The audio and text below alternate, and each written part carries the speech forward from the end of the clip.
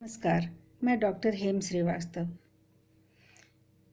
क्या आप जानते हैं कि जो जल है यानी पानी, पृथ्वी पर जो पानी है वो एक चक्के के फॉर्म है, एक चक्र है उसका। एक जगह से शुरू होता है, फिर वो दूसरी जगह जाता है, विचरण करता है, अपना कार्य संपन्न करता है, संपादित करता हुआ, जीवन देता हुआ, जीवन के समाप्ति को देखता हुआ वो वापस लौट करके वहीं पर आता है। जल वही है, उसका स्वरूप लगातार बदलता है। जल 3 रूपों में हो सकता है। ये बर्फ़ के रूप में काफ़ी शीतल हो सकता है, ये वाष्प के रूप में आकाश में होता है, और ये लिक्विड यानी द्रव जल के रूप में ये धरती के ऊपर धरातल पर तालाबों और कुओं के रूप में, नदियों के रूप में, झीलों के रूप में हो सकता है, या फिर भूगर्भीय जल के रूप में हो सकता है। तो जल के विविध रूप हैं।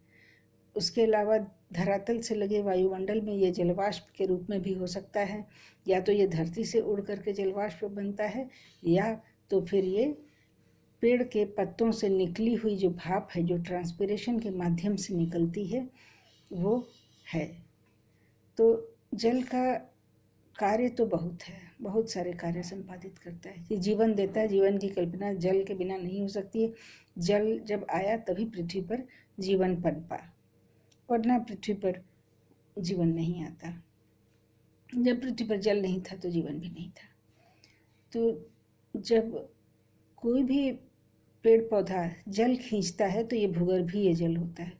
अगर वो पौधा तालाब में है तो तालाब का जल खींचता है, अगर वो पौधा समुद्र में है तो समुद्र के किनारों का जल खींचता है, अगर वो पौधा नदियों में है तो नदियों का जल खींचता है। ले दे करके पौधा जो है वो पानी को खींचता है।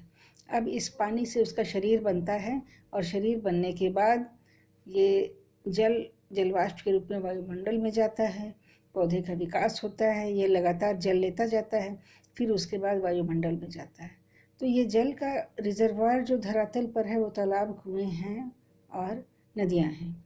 उसके अलावा भूगर्भीय जल भी काफ़ी है। लेकिन जल का जो सबसे बड़ा भंडार या वास्तविक रिजर्वायर जिसे हम कह सकते हैं वो है समुद्र। जल का बहुत बड़ा भंडार है। इसके अलावा आकाश में मौजूद जल वाष्प भी बहुत बड़ा जल का भंडार है। आकाश में मौजूद बादल जो कि मानसून के समय देखे जाते हैं, या गाहे बगाहे बाकी साल के भी हिस्सों में देखे जाते हैं, वे भी जल का भंडार हो सकते हैं।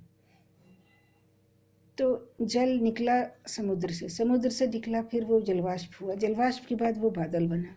बादल बनने के बाद बाकी जगहों से भी, बाकी जो थलीय रिजर्वायर या भंडार हैं, नदियाँ, तालाब, उनसे भी जलवाष्प निकला और बादल बना। ये आसमान में गया। आसमान में जा करके आसमान में ताप और दाब के हिसाब से पूरे संसार की छत पर ये वितरित हुआ, और वहाँ से बरस करके वापस धरती पर आया। धरती पर जब आया तो उससे फिर कुएं, तालाब आदि भर गए, झीलें भर गई। पहाड़ों पर यह बरस गया, वहाँ पर ग्लेशियर बन गए, वहाँ बर्फ़ जम गई, घाटियों में बर्फ़ जम गई, नए पेड़ पौधे उगे। फिर बरस जाने के बाद खेती हुई, जंगल बने, सब हुआ। फिर उसके बाद फिर ये जल घूम फिर करके वापस मनुष्यों में आया, या बाकी जीव जंतुओं में आया, पेड़ पौधों में आया, फिर भोजन में आया। वहाँ से फिर ये जल, जो वर्षा से जो बचा हुआ जल है, वो वापस भूगर्भ में आया, या फिर नदियों में गिरा तो वहाँ से वापस समुद्र में आया। नदियों की मार्फत वो वापस समुद्र में जा कर के गिर गया। तो समुद्र से चला हुआ जल समुद्र में आ गया। नदियों में जितना जल था वो वापस नदियों में आ गया। तालाबों में जो जल था उतना तालाबों में आ गया। कुओं में जो जल था कुओं में आ गया। पेड़ पौधे बने, उनका शरीर बना, मनुष्य और पशुओं का शरीर बना। लेकिन शरीर जब खत्म हुआ तो वही जल फिर से निकल करके उसी मिट्टी में आ गया जहाँ की उनका शरीर बना था। तो ले दे करके जल एक साइक्लिक फॉर्म है, ये रुका हुआ नहीं है। हालांकि इसका भंडार समुद्र जरूर है, लेकिन ये रुका हुआ प्रतीत होता है। लेकिन जल का चक्र है, और चक्र नहीं होता तो इसे जीवन संपादित भी नहीं होता। फिर मिलेंगे अगले वीडियो में। जय भारत, जय हिंद।